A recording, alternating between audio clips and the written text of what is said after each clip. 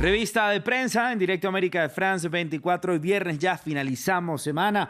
Rosa Pérez Masdeu, qué bueno tenerla como siempre por acá para abrir esta revista de prensa con una publicación en El País que los periodistas Cristian Segura y Luis de Vega hacen a Volodymyr Zelensky una entrevista, ¿no? Exactamente, buenos días Raúl. Una entrevista, un texto que empieza con la siguiente descripción. Dominados por la penumbra, los pasillos del búnker en el que se ha convertido la sede presidencial en Kiev no desentonan con el resto del país. El complejo está bajo restricciones energéticas como el resto de Ucrania porque, como comentabas en el noticiero, la guerra, los ataques rusos han afectado un 40% de la infraestructura energética ucraniana.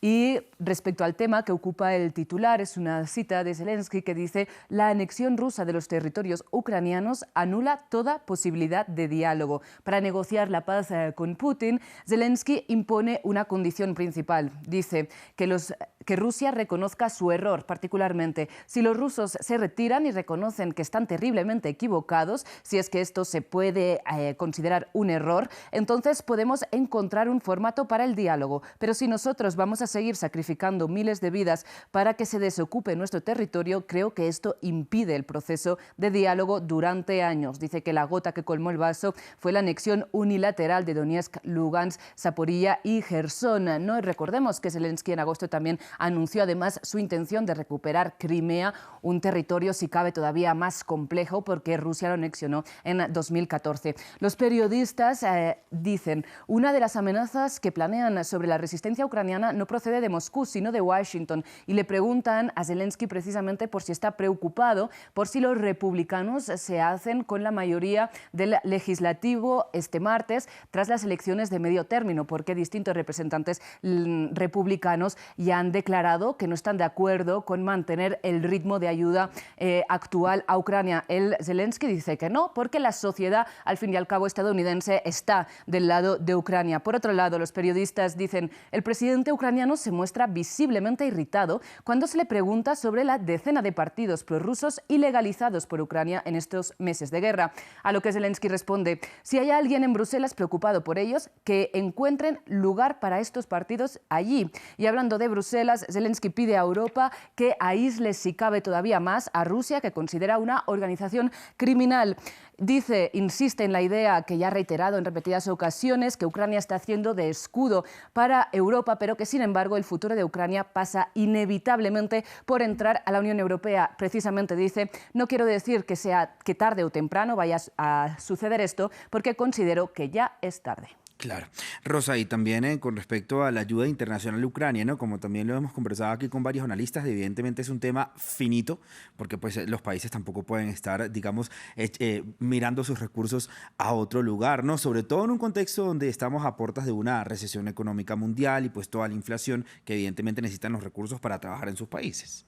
Claro, es una cuestión, entre otras cosas, también de comunicación política, porque recordemos que Estados Unidos, de hecho, manda ayuda militar a Ucrania desde 2014. Claro, no es algo nuevo a raíz de esta invasión total. Sin embargo, ahora sí que se ha incrementado y también se publicita mucho más. Bueno, vamos a ver qué va a pasar. Y vamos a pasar ahora a otro tema, Rosa, que comentamos el día de ayer, porque Twitter ya, digamos, empezaría el día de hoy a despedir formalmente a sus empleados. Exactamente. Ayer mismo Elon Musk dijo a sus empleados que hoy recibirían un email informándoles sobre si hacen parte de estos miles de despedidos o no. Y así titula el Financial Times: Elon Musk inicia los despidos masivos en Twitter. Y por otro lado, Bloomberg dice: Twitter está demandado por los despidos masivos de Musk sin previo aviso, y es que decenas de trabajadores han impuesto una demanda colectiva en la Corte Federal de San Francisco porque consideran que Twitter incumple la ley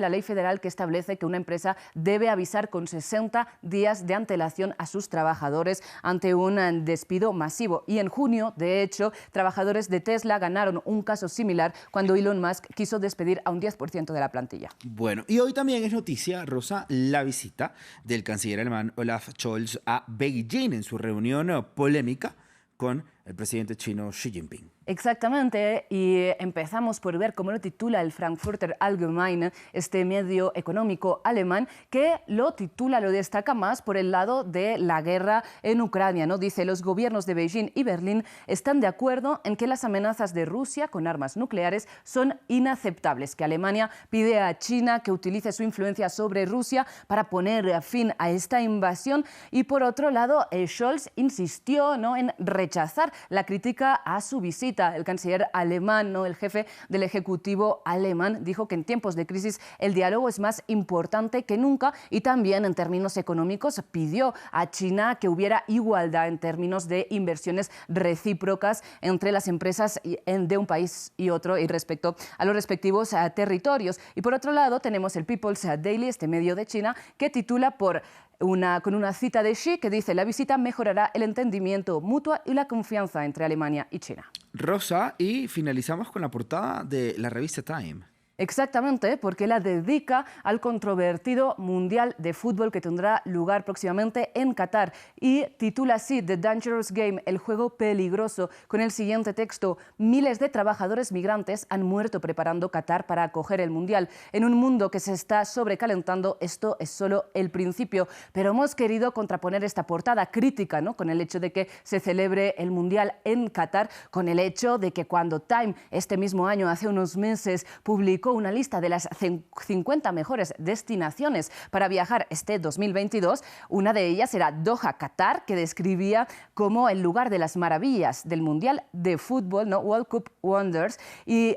informaba de que había 100 nuevos hoteles y atracciones construidas para el Mundial y 160 vuelos al día para desplazar asistentes, ¿no?, a esta competición, y describe el lugar como un oasis de lujo y excesos. Rosa Pérez Masdeu, muchísimas gracias como siempre por la revista de prensa. Sin duda, este tema polémico del Mundial de Qatar, en un país donde pues está en entredicho, ¿no?, el respeto también a los derechos humanos. Por supuesto, Raúl. Gracias, Rosa. Feliz fin de semana. Bueno. Y nos vemos pronto aquí en Directo América.